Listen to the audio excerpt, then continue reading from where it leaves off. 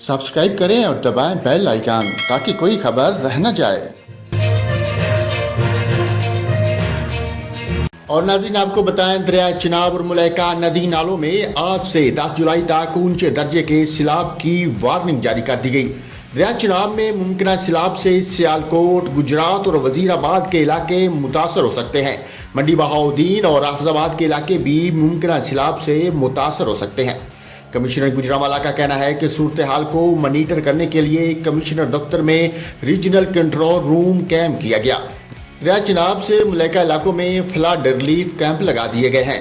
Commissioner के मुताबिक flood relief camp Sialkot, Gujarat और वजीराबाद में लगाए गए हैं। हाफिजाबाद और मंडी बहाउद्दीन में भी फ्लड रिलीफ कैंप लगाए गए हैं।